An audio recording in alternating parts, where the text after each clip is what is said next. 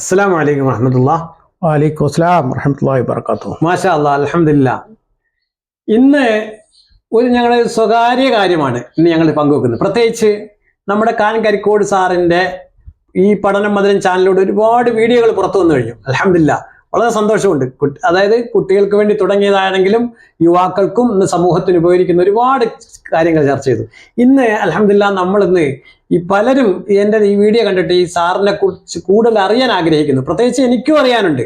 കാരണം എന്താ, സാറിൻ്റെ വീടിൻ്റെ മുമ്പിൽ ഇരിക്കുന്ന ബോർഡ് കണ്ടെത്തിന് പോലും ഞാൻ അത്ഭുതപ്പെട്ടു. കാരണം ഒരുപാട് ഡിഗ്രികളൊക്കെ എഴുതുന്ന ഒരുപാട് കാര്യങ്ങൾ, കാരണം സാറിനെ പോലും ഞാൻ കണ്ടെത്തിയതാണ്. സാറിൻ്റെ ലേഖനങ്ങൾ മറ്റ് സോഷ്യൽ മീഡിയയിൽ നിന്ന് എഴുതിയെടുത്ത് ഒരുപാട് ചാർട്ടുകൾ ഉണ്ടാക്കി ഞാൻ പഠിപ്പിച്ചുകൊണ്ടിരുന്നതാണ്.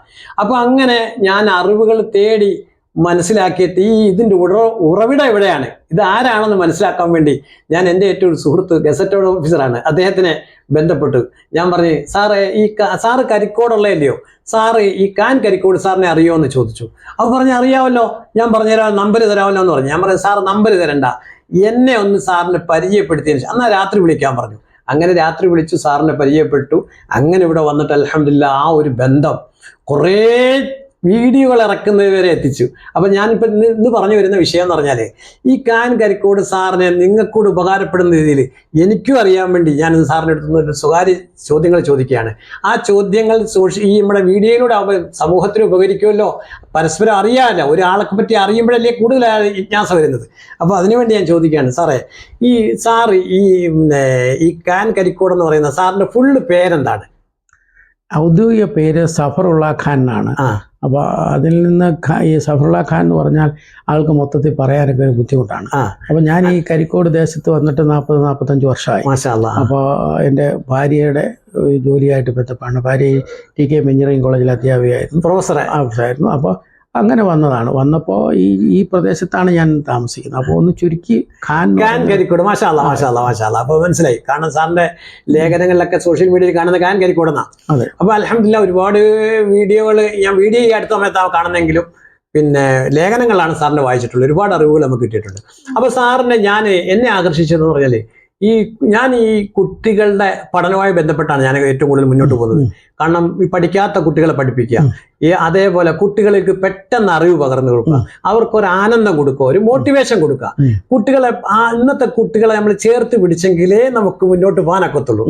അപ്പൊ ഇന്ന് ഏകദേശം ഞാൻ ചെയ്യുന്ന മേഖല എന്ന് പറഞ്ഞാൽ, ഒരു മദ്രസ, ഒരു മഹലിന്റെ വരുമാനത്തിന്റെ പകുതി കൂടെ ചെലവഴിക്കുന്ന മദ്രസയ്ക്ക് വേണ്ടിയാണ്. പക്ഷെ 10ാം ക്ലാസ്സിൽ എത്തിയ ഒരു കുട്ടിയെ കൊണ്ടുപോലും ഒരു റിസൾട്ട് ഇല്ലാത്ത കാലഘട്ടമാണ്. അപ്പൊ ഞാനത് ഒരു ഫലപ്രാപ്തിയിൽ എത്താൻ വേണ്ടി എന്നെ കൊണ്ട് എന്തെല്ലാം കഴിയും എന്നൊക്കെ ഞാൻ ചെയ്തു. അൽഹംദുലില്ലാഹ് ഇന്ന് കേരളത്തിൽ തിരുവനന്തപുരം മുതൽ കാസർഗോഡ് വരെ, കഴിഞ്ഞ ആഴ്ചയിലൊക്കെ വയനാട് സുൽത്താൻ ബത്തേരിയിലൊക്കെ ക്ലാസ്. അപ്പൊ ഞാൻ അത് കണ്ടെത്തിയൊരു മാർഗമാണ് ഈ ക്ലാസ് എടുക്കുന്നത്. അപ്പൊ അതിന് ഞാൻ ഒരുപാട് കുട്ടികളുമായി ബന്ധപ്പെട്ട അറിവുകൾ ശേഖരിക്കുന്നുണ്ട്. അക്കൂട്ടത്തിലാണ് ഞാൻ സാറിന്റെ ലേഖനങ്ങൾ കണ്ടതും എന്നെ സാറിലേക്ക് എത്തിച്ചതും. അപ്പൊ ഞാനിപ്പോ പറഞ്ഞു വരുന്നതെന്ന് പറഞ്ഞാൽ, സാർ എങ്ങനെയാണ് ഈ കുട്ടികളുടെ മേഖലയുമായി ബന്ധപ്പെട്ട് ഇത് കൂടുതൽ ഇതിലേക്ക് ആകർഷിക്കാൻ കാര്യം എന്താണ്? ഞാനൊരു ഗ്രാമപ്രദേശത്ത് എന്ന് വെച്ചാൽ ഓച്ചിറക്കിഴക്ക് കാഞ്ഞിപ്പുഴ എന്ന് പറയുന്ന സ്ഥലത്ത്. ഓച്ചിറക്കിഴക്ക്, അതെ, ഒരു ഗ്രാമമായിരുന്നു. എനിക്ക് പ്രായം കൂടുതലുള്ളതുകൊണ്ട് വളരെ ഗ്രാമമായിരുന്നു. ഇന്നത്തെ കുട്ടികൾ അംഗീകരിക്കത്തില്ല. കാരണം അവിടെ ടാറിട്ട റോഡും വാഹനങ്ങളും മറ്റുള്ള എല്ലാ സൗകര്യങ്ങളും വൈദ്യുതിയും എല്ലാ സംഗതികളും ഉണ്ട്. ഞാൻ വളരെ ഗ്രാമത്തിലാണ്. കറണ്ടില്ലാത്ത തോടുകളും വെള്ളങ്ങളും ഒഴുകുന്ന സ്ഥലം, ഒരു ചെമ്മൺ പാതയില്ലാത്ത കാലഘട്ടത്തിൽ ജീവിച്ചിരുന്ന ഒരാളാണ്. അപ്പോൾ അന്ന് എൻ്റെ വാപ്പ ഒരു സർക്കാർ സ്കൂൾ അധ്യാപകനായിരുന്നു. അപ്പോൾ വാപ്പ പറയും, പഠനത്തിൽ ഒരു ഉന്നതങ്ങളിൽ എത്തണം, അതൊരു നല്ല പദവിയുള്ള ഒരു ജോലിയിലേക്ക് എത്തണം, എങ്കിലേ സമൂഹത്തിൽ വിലയുള്ളൂ. ഉമ്മയാണെങ്കിൽ അത്ര വലിയ ഇതില്ല. അപ്പോൾ അന്ന് എനിക്ക് മനസ്സിലായ ഒരു കാര്യം, ഈ പഠനത്തിന് അത്ര വലിയൊരു പ്രാധാന്യം ഈ കുടുംബ പശ്ചാത്തലങ്ങളിൽ കൊടുക്കുന്നില്ല. അപ്പം മദ്രസ അധ്യാപനം കഴിഞ്ഞു, ഇത് വന്നു കഴിയുമ്പോൾ പിന്നെ കൃഷി ഇതുപോലുള്ള കാര്യങ്ങളാണ്. എനിക്ക് ആ കൃഷി ഇതുപോലുള്ള കാര്യങ്ങളിലേക്ക് വന്നില്ല. അപ്പോൾ കുറച്ച് കഴിഞ്ഞപ്പോൾ ഞാൻ പഠനത്തിലൊക്കെ വന്നു കഴിഞ്ഞു. ഒരു ചെറിയ പഠനത്തിലൊക്കെ വന്നപ്പോഴത്തേക്ക് ഒരു ആവറേജ് സ്റ്റുഡൻ്റായ എനിക്ക് പഠിച്ച് കയറാൻ കഴിയുന്നു. പക്ഷേ എന്നേക്കാൾ മിടുക്കരായ ഇന്നും പലരും ഞാൻ കാണുമ്പോൾ അവരോട് പറയും, നിങ്ങളൊക്കെ എനിക്ക് ഇങ്ങനെ ആകാൻ കഴിഞ്ഞെങ്കിൽ നിങ്ങളൊക്കെ ആരാകേണ്ടതാണ്. ഞാൻ അവരെയൊക്കെ പോയി കാണുമ്പോൾ പറയുന്നതാണ്, യുവാക്കൾക്കൊക്കെ അവിടെ ചെല്ലുമ്പോൾ കാണും. അപ്പോൾ അവരെ കാണുമ്പോൾ എന്നേക്കാൾ അവരാകേണ്ടതാണ്. അപ്പോൾ ഒരു കാര്യം പറഞ്ഞു, അപ്പോൾ നമ്മൾ സ്വയം നിയന്ത്രിക്കൽ, അപ്പോൾ എന്നെ സംബന്ധിച്ചിടത്തോളം ഈ ചെറുപ്രായത്തിലിരിക്കുമ്പോൾ കുട്ടികളെ ഒരുപാട് മോശങ്ങളിലേക്ക് കൊണ്ടുപോകുന്ന ഒത്തിരി ആളുകളുണ്ട്. അവർ കുറച്ച് മുതിർന്നവരാണ്, ഒരു മോശം കാര്യങ്ങൾ നമ്മളെ പറഞ്ഞ് വഴിതെറ്റിക്കുന്ന ആളുകളുണ്ട്. പക്ഷെ എൻ്റെ മനസ്സിൽ എപ്പോഴും അതൊരു വിലക്കായിരുന്നു. എന്നെയും മദ്യം കഴിക്കാനും ഒക്കെ വിളിച്ചുകൊണ്ട് പോയി. ഞങ്ങളുടെ മുസ്ലിം കുട്ടികൾ 6-7 പേരെ ഒന്നിച്ച് മദ്യം കഴിക്കാൻ വിളിച്ചുകൊണ്ട് പോയ കേസുകളുണ്ട്. പക്ഷേ എൻ്റെ കൂടെയുള്ളവരെല്ലാം മദ്യപിച്ചു, പക്ഷെ ഞാൻ മദ്യപിച്ചിട്ടില്ല. ഇന്നും എൻ്റെ നാക്കിൽ ഇന്ന് വരെ ഒരു മദ്യവും അത് എനിക്ക് പൂർണ്ണമായി പല ഔദ്യോഗിക പദവികളിലും പല കാര്യങ്ങളിലും എത്തും. അതുപോലെ തന്നെ പുകവലി, എൻ്റെ അപ്പ പുകവലിക്കുമായിരുന്നു, പക്ഷേ ഞാൻ പുകവലിക്കരുത് ഞാനെടുത്ത തീരുമാനം. ഉമ്മ മുറുക്കുമായിരുന്നു, ഞാൻ മുറുക്കരുത്. അത്തരം ചില സ്വയം തീരുമാനങ്ങൾ എടുത്തു. അപ്പോൾ ഒരു കുട്ടി അതുപോലെ തന്നെ മോശം വാക്കുകൾ ചീത്ത പറയും. എൻ്റെ വാപ്പ പറയും, നിന്നെ ആരെങ്കിലും ചീത്ത വിളിച്ചാൽ നീ കേട്ടുകൊണ്ട് പോരുന്നാൽ മതി, നീ പ്രതികരിക്കണ്ട. ഇന്ന് ഇപ്പം ഞാൻ പറയുന്നത്, അവൻ ചീത്ത വിളിച്ചത് എൻ്റെ കുഴപ്പം കൊണ്ടല്ല, അവൻ്റെ കുഴപ്പമാണ് ഇന്ന് ഞാൻ വിശ്വസിക്കുന്നതാണ്. അതുകൊണ്ട് ആരോടും വഴക്കിടണ്ട. ഞാൻ ആരെയും ഈ കൈ കൊണ്ട് അടിച്ചിട്ടില്ല, മകനെ അടിച്ചിട്ടില്ല, ഭാര്യയെ അടിച്ചിട്ടില്ല, ആരെയും അടിച്ചിട്ടില്ല. പക്ഷേ എന്നെയും അങ്ങനെ ഒരുപാട്. അപ്പൊ ഒന്നുള്ളത്, ഒരു കുട്ടിയിൽ കളരി പോലീസ് കളിച്ചപ്പോൾ പറയുമ്പോൾ കളരി പോലീസ് കളിക്കുമ്പോഴല്ലോ, അതല്ലാതെ അങ്ങനെ ഒരു സംഗതിയിലേക്ക് പോകരുത്. അപ്പോൾ ഒരു കുട്ടി എങ്ങനെയാണ് വളരേണ്ടത്, കുട്ടിയുടെ പഠനം എങ്ങനെയായിരിക്കണം, കുട്ടിയിൽ പഠിച്ചാൽ അതൊരു ആവറേജ് പഠനം ഉണ്ടെങ്കിൽ പോലും ജീവിതത്തിൽ നേടാവുന്നതെല്ലാം നേടാം. അങ്ങനെയാണ് ഞാൻ നേടിയത്. അപ്പോൾ എനിക്ക് എൻ്റെ വാപ്പ പറഞ്ഞത്, ഒരു ചെറിയ ജോലിയല്ലടാ മോനെ, വലിയ ജോലി. അപ്പോഴത്തേക്ക് ഈ പറഞ്ഞ് കഴിഞ്ഞപ്പോഴത്തേക്ക് എൻ്റെ വാപ്പ അങ്ങ് മരിച്ചു. അപ്പോൾ ഞാൻ ഒരു വാപ്പ മരിച്ചപ്പോൾ ഒരു ജോലി കിട്ടണം എന്ന് ആഗ്രഹിച്ചപ്പോൾ ഞാനിങ്ങനെ പല ടെസ്റ്റുകൾ, ഗവൺമെൻറ് തലത്തിലുള്ള ജോലികളല്ലേ വേണ്ടത്. അപ്പോൾ ഞാനുള്ള ജോലികൾക്ക് വേണ്ടി ശ്രമിച്ചപ്പോൾ ഞാനൊരു ജോലി കിട്ടി ചെന്നപ്പോൾ അവിടെ ഒരു അവിടുത്തെ ഒരു ഉദ്യോഗസ്ഥനാണ്, ക്ലറിക്കൽ സ്റ്റാഫായ ഉദ്യോഗസ്ഥനാണ്. അവിടെ ചെന്നപ്പോൾ ഈ ക്ലറിക്കൽ സ്റ്റാഫിന് വലിയ വിലയൊന്നുമില്ല, ബാക്കിയുള്ളവരൊക്കെ വലിയ ആളുകളായിട്ട് അവിടെ പ്രതികരിക്കുന്നു. അപ്പോൾ ഞാൻ ആലോചിച്ചു, എനിക്ക് ഒപ്പിടാൻ ഒരു അവകാശമില്ല, ഞാൻ വെറുതെ ഇത് എഴുതിക്കൊണ്ട് കൊടുക്കണം. ഞാൻ എന്തുപോലെ എനിക്ക് ഒപ്പിടാൻ അധികാരം കിട്ടുന്ന ഒരു തൊഴിൽ കിട്ടത്തില്ലേ? ഞാൻ ആലോചിച്ചു. അപ്പോൾ അവിടെ സംഘടനകൾ, മറ്റേത് യോഗങ്ങൾ, മീറ്റിങ്ങുകൾ ഇതൊക്കെ നടത്തുന്നു. ഇങ്ങനെ സംഘടനകൾ വിളിക്കുന്നു, മറ്റേത് വിളിക്കുന്നു. അപ്പോൾ ഞാൻ ആലോചിച്ചു, എൻ്റെ ജീവിത വിജയം നേടിയെങ്കിലല്ലേ എനിക്ക് മറ്റൊരാളെ സഹായിക്കാനൊക്കൂ. അല്ലാതെ എൻ്റെ വീട്ടിലേക്ക് അരി വാങ്ങാനാണെങ്കിൽ അതല്ലല്ലോ. അപ്പോൾ ഞാൻ അന്നേരം അവിടെ ഇരുന്നും പഠിച്ചു. ഞാൻ വേറൊരു ജില്ലയിലായിരുന്നു. പഠിച്ചു കഴിഞ്ഞപ്പോൾ എനിക്ക് വേറൊരു ജോലി മാറിക്കിട്ടി. അങ്ങനെ ഞാൻ പല ജോലികൾ മാറിയതിനിടയ്ക്ക് ഔദ്യോഗിക പദവിയിൽ എനിക്കെത്താവുന്ന എൻ്റെ മനസ്സിൽ ആഗ്രഹം നേടിയ എല്ലാ ജോലിയിലും ഞാൻ കയറിയതിനകത്ത് ഒന്ന് ഞാൻ ക്ലറിക്കൽ സ്റ്റാഫായി, സെക്രട്ടേറിയറ്റിൽ ജോലിയായി, ബ്ലോക്ക് ഡെവലപ്മെൻറ്റ് ഓഫീസറായി.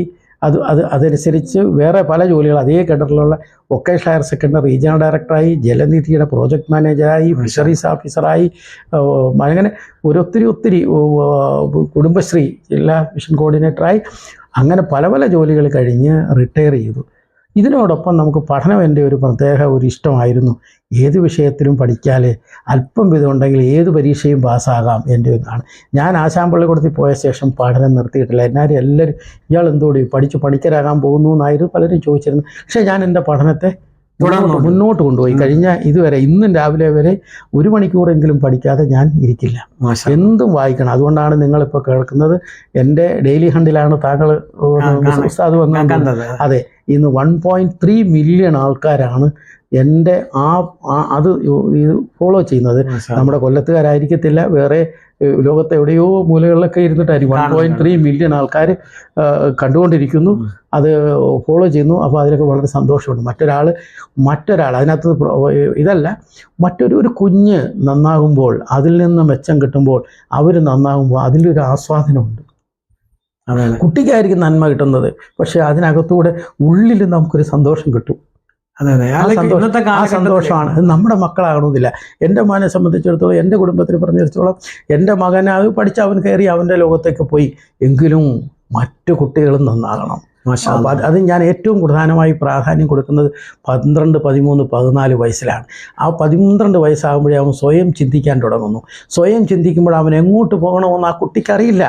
ആ കുട്ടി എങ്ങോട്ട് പോകണമെന്ന് അറിയാതെ അവനിങ്ങനെ നിൽക്കുകയാണ്. ആ സമയത്ത് അവൻ എങ്ങോട്ട് പോകണമെന്നുള്ള അറിവ് അവന് കിട്ടിയാൽ ഈ ലോകം മുഴുവൻ അവൻ്റെ കയ്യിലിരിക്കും. മാഷാ അല്ലാഹ്. അപ്പൊ ഈ ഒരു കുട്ടിയെ നമുക്ക് 13 വയസ്സിനുള്ളിൽ സാറിന് കൊണ്ട് തരണമെന്നുള്ളയാ, ആ കുട്ടിയെ നന്നാക്കി എടുക്കുക. അപ്പൊ അതൊക്കെ ഇരിക്കട്ടെ. നമുക്ക് സാറ് ഇപ്പൊ ഇതെല്ലാം മേഖലകളിലാണ് സാറ് വർക്ക് ചെയ്യുന്നത്? അതായത് റിട്ടയർമെന്റിന് ശേഷം? ഞാൻ റിട്ടയർ ചെയ്ത ശേഷം നിങ്ങൾ എടുത്തു കഴിഞ്ഞാൽ എനിക്ക് അന്ന് നമ്മൾ സാധാരണ മറ്റുള്ളവർക്ക് പോലുള്ള ജോലിയല്ല. ഞാൻ ഡെപ്യൂട്ടി ഡെവലപ്മെന്റ് കമ്മീഷണർ എന്നുള്ള പദവിയിൽ നിന്നാണ് ഞാൻ റിട്ടയർ ചെയ്ത ശേഷവും എനിക്ക് ഈ കൗൺസിലിംഗ് മേഖലയിലേക്ക് വരാൻ കഴിഞ്ഞു. പോലീസ് കമ്മീഷണർ ഓഫീസിൽ ഒരു ആർദ്ര എന്ന് പറഞ്ഞൊരു കൗൺസിലറുണ്ട്. അവിടുത്തെ ഇപ്പോഴത്തെ കൗൺസിലറാണ്. ഇന്നും എനിക്കിന്ന് അവിടെ പോകേണ്ടതുണ്ട്. അതുപോലെ തന്നെ ഇപ്പോൾ 3 കുടുംബ കോടതിയിലെ കൗൺസിലറാണ്. കൗൺസിലർ എന്ന് പറഞ്ഞു കഴിഞ്ഞാൽ ചവറ കുടുംബ കോടതിയിലും കൊല്ലം കുടുംബ കോടതി, ഇന്നലെ കൊല്ലമായിരുന്നു, മെനഞ്ഞാന്ന് ചവറയായിരുന്നു. ഇനി പരവൂർ കുടുംബ കോടതിയിലെയും കൗൺസിലർ, അഡീഷണൽ കൗൺസിലറാണ്. അത് ഹൈക്കോടതി അംഗീകരിച്ച ഒന്നാണ്. ഇതുകൂടാതെ ഈ ദിവസങ്ങളിൽ നമ്മുടെ പോലീസ് കമ്മീഷണർ ഓഫീസിലുണ്ട്.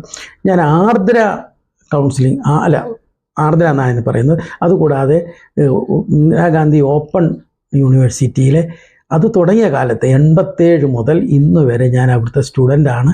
അതുപോലെ ഏകദേശം ഒരു 32-33 കൊല്ലമായി അത് പഠിപ്പിച്ചുകൊണ്ടിരിക്കുന്ന വിഷയം പഠിപ്പിച്ചുകൊണ്ടിരിക്കുന്ന അധ്യാപകനാണ്. ഏത് രാജ്യത്ത് പോയാലും എവിടെ പോയാലും അത് തുടർന്നുകൊണ്ടേയിരിക്കുന്നു. അപ്പോൾ ഒരു കാര്യം നമ്മളൊരാൾക്കൊരു കാര്യം പറഞ്ഞു കൊടുക്കുമ്പോൾ അവർ വളരുമ്പോൾ അതിനകത്ത് വരുന്ന പ്രതിഫലത്തേക്കാൾ കൂടുതൽ നമുക്ക് കിട്ടുന്ന ഒരു ആനന്ദമുണ്ട്. ഒരാൾ നന്നായിട്ട് വരുമ്പോഴത്തേക്ക് അത് ആ ആനന്ദമാണ് നമുക്ക് കിട്ടുന്നത്. അത് പ്രയോജനപ്പെട്ടു എന്ന ആ ആൾ പറയുമ്പോൾ അത് ഇവിടെ ഈ ഇരിക്കുന്നത് എൻ്റെ ഒരു ക്ലിനിക്കാണ്. അത് എനിക്ക് കിട്ടിയ അവാർഡുകളാണ്. പുറന്നോട്ട് തിരിച്ചാൽ കാണാം ആളുകൾ എനിക്ക് തന്ന അവാർഡ് ഒരുപാടുണ്ട്. അത് അപ്പുറത്തോട്ടൊക്കെ ഉണ്ട് കേട്ടോ. ആ അവാർഡുകളാണ് നമുക്ക് ഏറ്റവും കൂടുതൽ നമ്മളെ ഊർജ്ജസ്വലമാക്കുന്നത്. ഈ പ്രായത്തിലും എനിക്ക് കിട്ടുന്ന അവാർഡുകളാണ്. അപ്പോൾ നമ്മളുടെ ജീവിതം വെറുതെ കളയാനുള്ളതല്ല. നമ്മൾ മരണത്തിൽ പടച്ചവൻ നമ്മുടെ ആയുസ് എടുക്കുന്നവരെ പ്രവർത്തിച്ചുകൊണ്ടേയിരിക്കണം, മറ്റുള്ളവർക്ക് ഗുണകരമായി. സമ്പത്ത് കൊടുക്കുന്നതിലല്ല, നമ്മൾ പണം വിതരണം ചെയ്യുന്നതിലല്ല.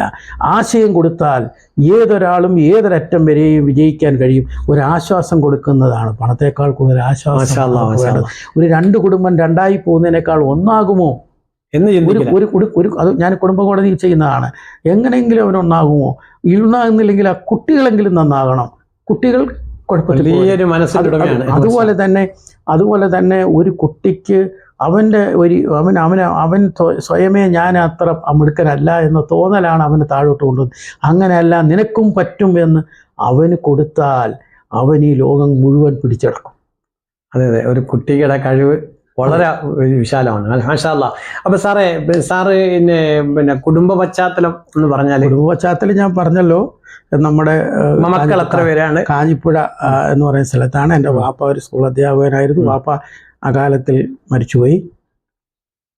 പിന്നെ ഞാൻ അവിടുന്ന് വന്നു. വിവാഹം കഴിച്ചപ്പോൾ എനിക്ക് കിട്ടിയ കുട്ടിക്ക് ഞങ്ങൾക്ക് 2 പേർക്കും 2 തരം ജോലിയായിരുന്നു. ആ ജോലിയിൽ നിന്ന് മാറി ഞങ്ങൾക്ക് 2 പേർക്കും എൻ്റെ വൈഫിന് TKM എഞ്ചിനീയറിംഗ് കോളേജിൽ അധ്യാപികയായിട്ട് ജോലി കിട്ടി. ഞാൻ അന്നേരം വേറൊരു ജോലി ബ്ലോക്ക് ഡെവലപ്മെൻറ്റ് ഓഫീസറായിട്ട് കൊല്ലം ജില്ലയിൽ വന്നു. ഞങ്ങൾ ഈ കൊല്ലത്ത് കരിക്കോട് തന്നെയാണ് താമസമായത്.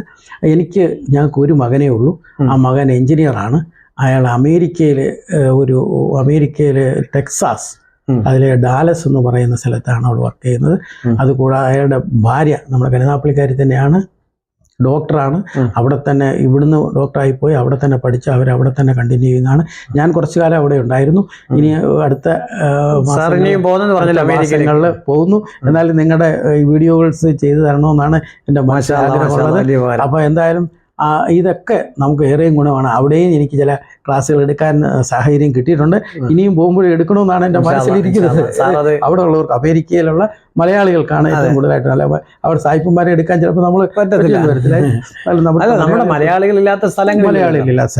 അപ്പോൾ ഏതൊരാളും നമ്മളെ കൊണ്ട് അവൻ്റെ വളർച്ചയിൽ സഹായിക്കാൻ കഴിയുക. ആ ഒരു കുഞ്ഞിന് അത് ഏറ്റവും പ്രധാനപ്പെട്ടത് 12, 13, 14 വയസ്സുള്ള ഒരു കുഞ്ഞ്, മാക്സിമം 15, അതിനുള്ളിൽ ഒരു കുട്ടിയെ നമ്മളിലേക്ക് കിട്ടിയാൽ അവനെ ആരുമാക്കാം. അവൻ കുഴപ്പത്തിലേക്ക് ചാടാതെ അവനെ കൊണ്ടുവരാം. അതാണ് എനിക്ക് പറയാനുള്ള ഗ്യാരണ്ടി. അല്ല അതിനുശേഷമുള്ളത് ഒരു കുട്ടി കുഴപ്പത്തിലേക്ക് ചെയ്തിട്ട് തിരിച്ചു കൊണ്ടുവന്നിട്ട് അവനെ വലുതാക്കാൻ പറ്റില്ല. ആ കുട്ടി തുടക്കത്തിൽ തന്നെ, പെൺകുട്ടിയായാലും ആൺകുട്ടിയായാലും തുടക്കത്തിൽ തന്നെ ഞാൻ ആരാകണം, അല്ലെങ്കിൽ ഞാൻ എന്താകണം, ഞാൻ എൻ്റെ എങ്ങനെയുള്ളൊരു സ്വഭാവ രീതി ആയിരിക്കണം എനിക്ക് ഉണ്ടാകേണ്ടതെന്ന് തിരിച്ചറിവുണ്ടാകും. ഒരു ആത്മവിശ്വാസവും സ്വപ്നങ്ങളും ഉണ്ടാകും. ഇഹത്തിലും പരത്തിലും എന്ന് വെച്ചാൽ ദുനിയാവിലും ആഖിറത്തിൽ ആ ദുനിയാവിൽ തന്നെ നമ്മളൊരു നന്മയുള്ള ഒരാളായി മാറിയെങ്കിൽ ആഖിറത്തിലേക്ക് എടുക്കൂ എന്ന് ഞാൻ വിശ്വസിക്കുന്നു. മാഷാ അല്ലാഹ്. അതെ അതെ സാറേ, വലിയ വിലപ്പെട്ട ഉപകാരമാണ്. കാരണം ഈ വിലപ്പെട്ട അറിവുകളാണ്. കാരണം ഒരു കുട്ടിയെ നന്നാക്കി എടുക്കുക എന്ന് പറയുന്നത് ഇന്നത്തെ കാലത്ത് വളരെ ത്യാഗമാണ്. പക്ഷെ അതിന് സാറിന്റെ കയ്യിൽ ഒരുപാട് വഴികൾ. ഒരു വാക്കൂടെ പറഞ്ഞോട്ടെ, ഞാൻ ഓടൊപ്പം ഞാൻ വളർത്തിയെടുക്കണമെന്ന് ആഗ്രഹിച്ച കുട്ടികളൊക്കെ വെറും പരീക്ഷ പാസ്സാകലല്ല, എൻ്റെ തന്നെ ബന്ധത്തിലും മറ്റേലൊക്കെ ഉള്ള കുട്ടികൾ അവരൊക്കെ ഉന്നതങ്ങളിൽ ഉന്നത പദവികൾ വഹിക്കണം. എൻ്റെ മകൻ മാത്രമല്ല, എൻ്റെ മകൻ ഒരാളേ ഉള്ളൂ. അപ്പോൾ ആ വഹിക്കുന്നത് കാണുമ്പോൾ അവർക്ക് വലിയ തലത്തിലായിപ്പോയെങ്കിലും എനിക്ക് മനസ്സുകൊണ്ടൊരു സന്തോഷമുണ്ട്. ഇവരെല്ലാം ഞാനാണല്ലോ അതിൻ്റെ തുടക്കം ഇട്ടത്. ആ സന്തോഷം ഞാൻ തന്നെ ഒന്ന് ആസ്വദിക്കും. മനസ്സിലായില്ലേ? സാറിന്റെ കുട്ടികളെ വളരെ വളരെ ഉന്നതങ്ങളെത്തി. കാരണം സാറ് കടന്നു വന്ന മേഖലകൾ പറഞ്ഞു കേട്ടില്ലോ, ഒരുപാട് മേഖലകളിൽ സാറ് കൈകാര്യം ചെയ്തു. ഇന്നും ഈ പ്രായത്തിലും ഓടി നടന്ന് ഒരുപാട് സേവനങ്ങൾ ചെയ്യുന്നു. അപ്പൊ എനിക്ക് അത്ഭുതപ്പെടുത്തിയെന്ന് പറയാൻ, സാറിന്റെ വീഡിയോകൾ പിടിക്കാനും മറ്റുള്ള വലിയ വലിയ ചാനലുകാർ വരുമ്പോഴേ ഏറ്റവും ഈ തുടക്കക്കാരനായ എന്റെ ചാനൽ ഇത്രയും ഒരു അവസരം നൽകിയത്. അതില് നമുക്കൊരു വേറൊരു ചാനലുണ്ട്, റേഡിയോ ബെൻസിഗർ.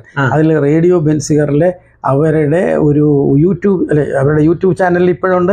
അത് കൂടാതെ അവരുടെ റേഡിയോയിൽ FM റേഡിയോ ചാനൽ 14 വർഷമായിട്ട് ഞാൻ അവരുടെ ചാനലാണ്. അതുപോലെ എത്ര ചാനലിൽ വന്നു എനിക്കിതൊക്കെ പറയാൻ കഴിയില്ല സാറ്. ഒരുപാട് മേഖല. കാരണം ഞാൻ സാറ് എഴുതിയ ലേഖനങ്ങൾ ഞാൻ എഴുതിക്കൊണ്ട് വന്നപ്പോഴേ സാറ് കണ്ടപ്പോൾ അത്ഭുതപ്പെട്ടില്ല. സാറ് തന്നെ എഴുതിയാണെന്ന്. കാരണം ഞാൻ സാറിന്റെ ഒരുപാട് അറിവുകൾ പല മേഖലകളിൽ ഞാൻ കുറിച്ചു വെച്ചു. അത് പല സ്ഥാപനങ്ങളിലേക്ക് ഞാൻ കൊടുത്തുകൊണ്ടിരിക്കുമ്പോഴാണ് സാറിനെ കണ്ടുമുട്ടുന്നതും ഇങ്ങനൊരു അവസരം നമുക്ക് കിട്ടിയത്. അൽഹംദുലില്ലാ, സാറിൻ്റെ ഈ പ്രവർത്തന മേഖല നമുക്ക് സമൂഹത്തെ മൊത്തം ഉപകാരപ്പെടണം. അതായത് മറ്റുള്ള മഹല്ലുകളിൽ, പ്രത്യേകിച്ച് മഹല്ലിൽ ഈ വിവാഹം കഴിക്കുന്നതിന്, അത് എൻ്റെ ഒരു ആഗ്രഹം ഞാൻ പറയാണ്, ഈ വിവാഹത്തിന് തയ്യാറെടുപ്പ് വേണം. ഏത് കാര്യത്തിനും ഇന്നൊരു തയ്യാറെടുപ്പ് വേണം. ഒരു കുട്ടിയെ വളർത്തുന്നതായാലും കുടുംബജീവിതത്തിലായാലും, പ്രത്യേകിച്ച് വൈവാഹിക ജീവിതത്തിലേക്ക് കടന്നു പോകുമ്പോൾ ആ വൈവാഹിക ജീവിതത്തിന് ആ വരനും വധുവിനും, അതായത് വിവാഹത്തിന് മുമ്പ് ഒരു കൗൺസിലിംഗ് കൊടുക്കൽ മഹല്ലിലൊക്കെ മുന്നോട്ട് വന്നാൽ വളരെ ഉപകാരപ്പെടും.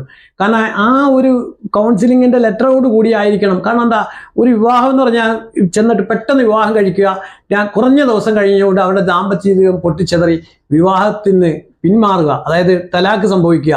ഇതിനൊക്കെ കാരണങ്ങൾ ഇന്ന് ധാരാളമായി ഒരുപാട് അനുഭവങ്ങൾ മുന്നിൽ ഉണ്ട്.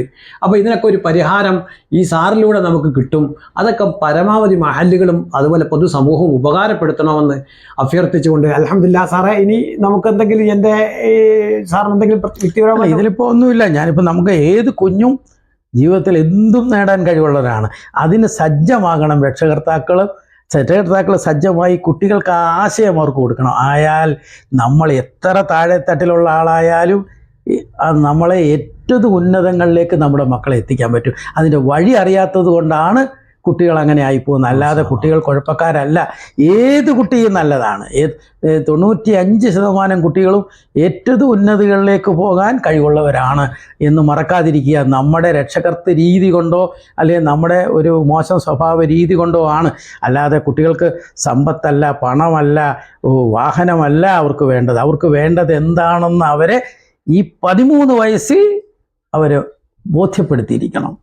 എങ്കിലേ അവർ എത്തത്തുള്ളൂ. അല്ലാതെ അവർക്കെല്ലാം കൊടുത്തിട്ട് അവർ കുഴപ്പത്തിൽ ചാടിയിട്ട് ഇവിടെ വിളിച്ചോണ്ട് വന്നിട്ട് കാര്യമില്ല, നമ്മുടെ അടുത്ത് കൊണ്ടുവന്നിട്ട് കാര്യമില്ല കേട്ടോ. ഇല്ലില്ല, അതെ സാറ് പലപ്പോഴും പറഞ്ഞിട്ടുണ്ട്. അൽഹംദുലില്ലാ, നമുക്ക് കിട്ടിയ അറിവ് വളരെ പ്രധാനപ്പെട്ടതാണ്. പ്രത്യേകിച്ച് നമ്മുടെ സമൂഹത്തിന് ഉപകരിക്കുന്ന ഒരുപാട് കാര്യങ്ങളുണ്ടെങ്കിൽ പ്രത്യേകിച്ച് ഊന്നി പറയേണ്ട ഒരു വിഷയം എന്ന് പറഞ്ഞാൽ, ഏത് കുട്ടിയും പഠിക്കാൻ പുറകിലാണോ, അവരെന്തെങ്കിലും മറ്റ് സ്വഭാവ വൈകല്യങ്ങളുണ്ടോ, ആ കുട്ടികളെ ചെറുപ്പത്തിലെ സാറുമായി കണക്ട് ചെയ്താൽ, ബന്ധപ്പെടുത്തിയാൽ, പ്രത്യേകിച്ച് സാർ എപ്പോഴും പറയും 13 വയസ്സിന് മുന്നിൽ എൻ്റെ മുന്നിൽ വരുന്ന ഒരു കുട്ടിയും പരാജയപ്പെടുത്തില്ല.